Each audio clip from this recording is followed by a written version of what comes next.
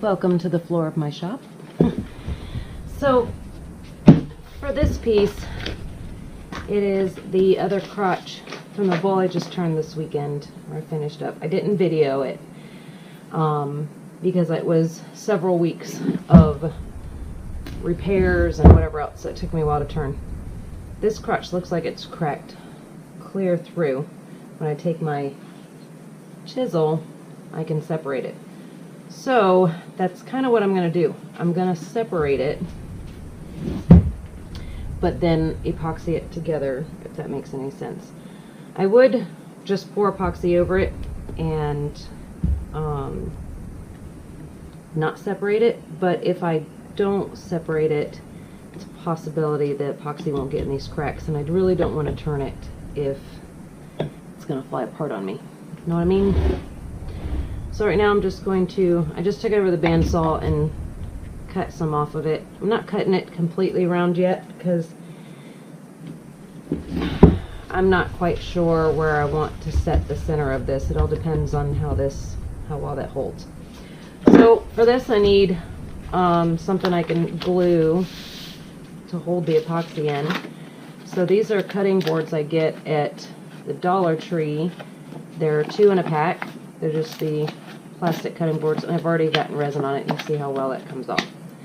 And they hot glue really well to whatever I'm filling. So I'm going to use that, cut it up, and affix it on there once I get that glued up. If I pull it apart, I'm going to need some way to hold the 2 parts together. So I may or may not use a scrap board. A scrap board for that, something like this, and I'll just screw it, which I'm just throwing something together as I go. I'm not really putting a ton of thought because I don't know what to expect, I guess. I've never done this before, so I'm just gonna go with it, see what happens.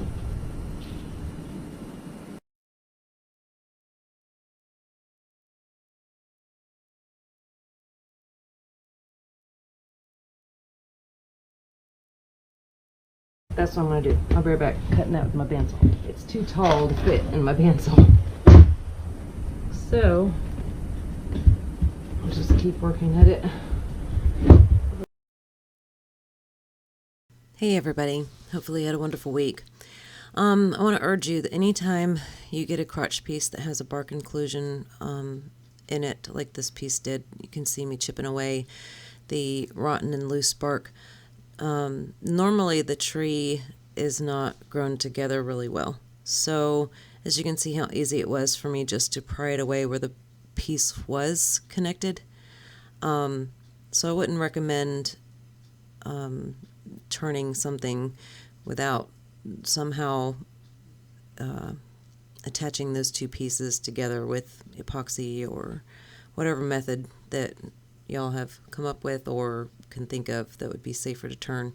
Anytime the bark is included in there, it's normally would fly apart on you. So just be very careful with that.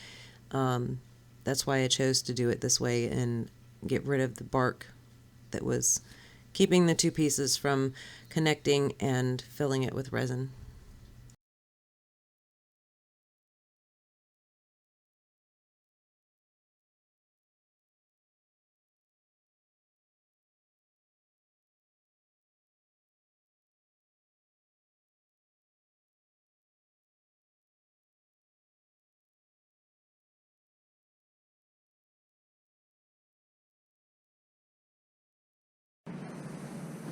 For this one, I am going to use the thick set 3-to-1, but first I'm going to do the fast hardener. And the reason why I want to do that is to coat everything in all these beautiful colors and also have blue seas. So to minimize this a little bit, maybe those. Yeah, those. Alright. I'll put the link in the description below for this color set that I got off on Amazon. So that way you can have it too. Or get it if you want it. First I'm going to do fast hardener and mix 5 colors in these little cups. I just want enough to coat, and then while that's hardening I will mix the slow set and probably pick a couple of the colors to do that. I don't want to fill it all the way to the top because I'm going to lose a lot of this material. It's going to be either it's going to be a very shallow bowl. Hopefully I got everything glued up good to where I don't have any leaks, and the fast set will help to, if there are any slow ones, the fast set will set quick enough to where it'll seal it, in my mind. And that'll be that. So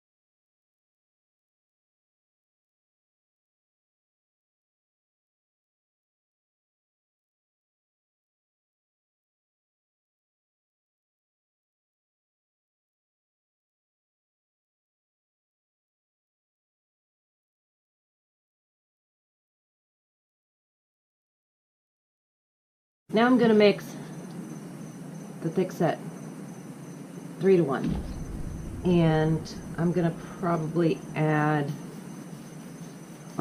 do a lot of the pearl and then do a little bit of the other colors. So I gotta mix a boatload of this, pun intended. So that's what I do.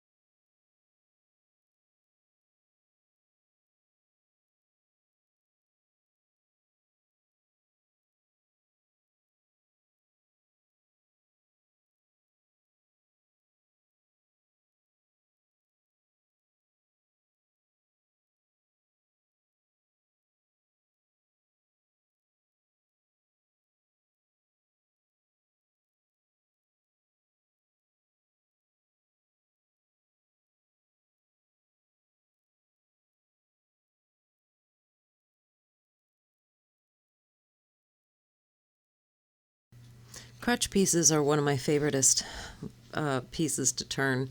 I haven't turned many burls, and I know they're gorgeous and beautiful, but I can come across a lot more crotch pieces of wood than I can burls, so it is one of my favorite pieces to turn, but be very cautious.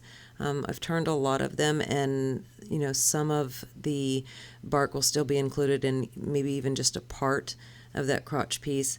I can't urge enough the safety when turning these pieces. Once you turn a few or see a few and you can examine them, pry on them a little bit to see if they're good and stuck together. Whatever you got to do to help make you feel more safe turning them, do it. It's better to go the extra mile and be extra sure.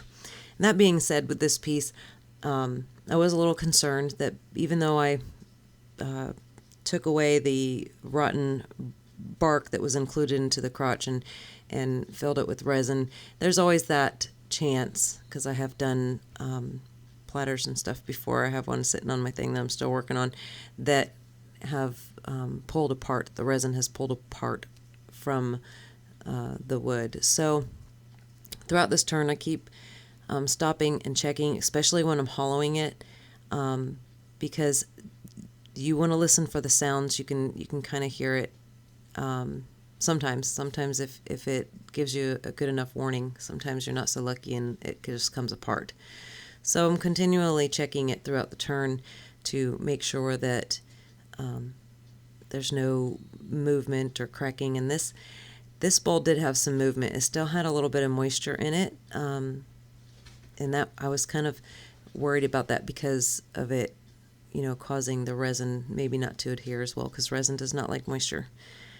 So the other option I could have done to prevent that is just putting in an oven or toaster and letting it dry out for a little bit. Being I was going to fill it with resin, if it developed additional cracks, I could have just filled them at that time. So there's more than one way to skin a cat, and so just do what you feel is safe for you as far as turning goes, these pieces and things that have cracks and stuff in it. And sometimes a normal piece of wood will look fine until you start turning it and then realize that there's cracks or something developing, and just keep an eye on it. You don't want something anything flying at your face. But anyways, so I knew I was going to take a lot of material off where that crack was, so that's why I didn't fill it all the way to the top, like I said, with the resin. And this piece just had some beautiful curl in it, and it was just as punky, or if not punkier, than the last piece I had turned, which I kind of knew what to expect because I already turned the other half. So, and after my challenge with my big large bowl I had just turned, I kind of learned my lesson and said I'm just going to coat it with the resin to help with that punky, and it worked fantastic for this piece.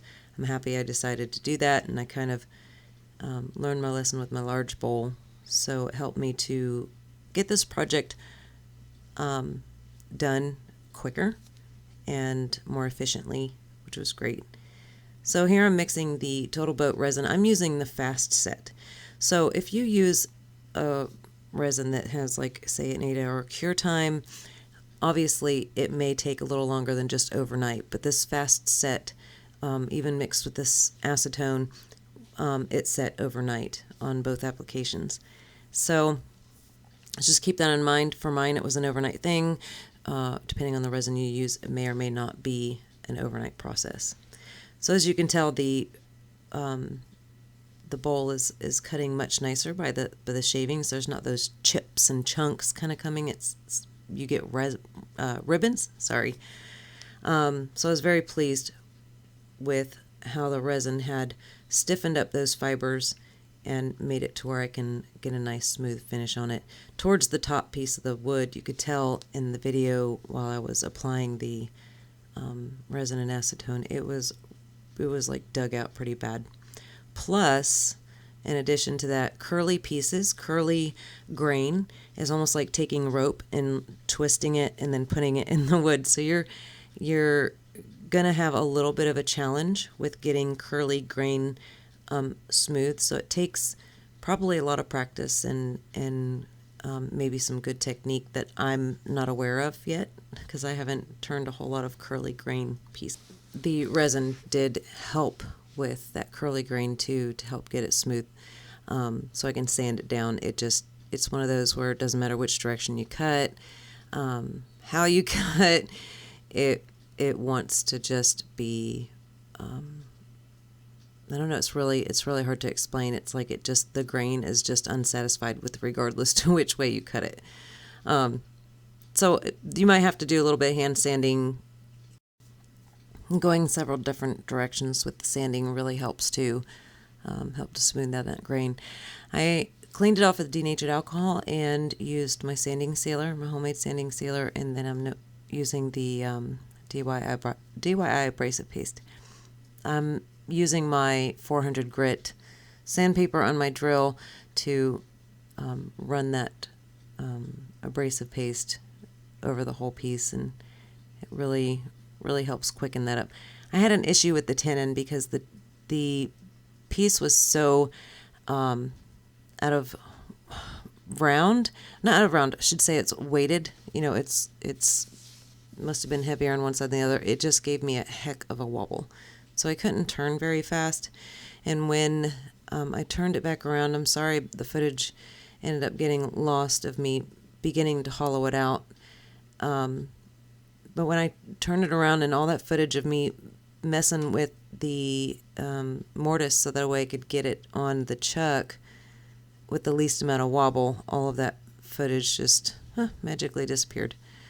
So I had to actually stick something in the mortise to help even it out. You can see the around the rim of the mortise, one side was higher than the other, and no matter how many times I tried recutting it, it just was doing the same thing. So I assume it was because the wood was moving because of moisture, or I don't know. My chucks just wouldn't have a fit. I don't know. So I'm still not sure what exactly and why exactly. But when I took the bowl off and it was completed, the mortise was very warped looking. So I'm assuming it was just because the wood had still some moisture in it, and that's what caused it to give me such a fit. So right now I'm just trying to get the bowl down to a decent thickness, so when I add my resin to it and let it sit overnight for another time, I won't need to take too much off. Because this isn't vacuumed and the resin isn't being forced into the grain, it's really only going to soak in so much.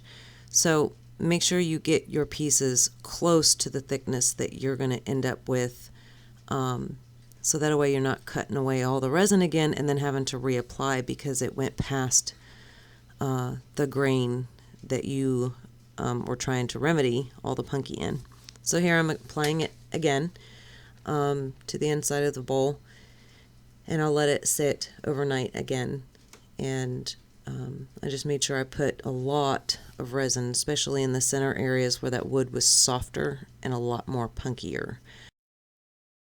I've had several commenters saying wood hardener works by Minwax, which I'm sure it does, and I've heard a lot of good stories about the Minwax wood hardener. I just didn't want to have to leave to go to the store and buy a product when I knew that the resin and acetone would work. And the difference in I don't know, because I've never used the wood hardener before to be able to tell you the difference. So as much as that's awesome advice, and if anybody needs to is interested in using that product, that's great. I just wanted to use what I had on hand, and I want to utilize different products that I might have that can also serve different purposes. And I learned mixing resin with acetone from a friend on Instagram, that he gave me that tip, and I'm so grateful for that, because it has definitely helped in several different applications.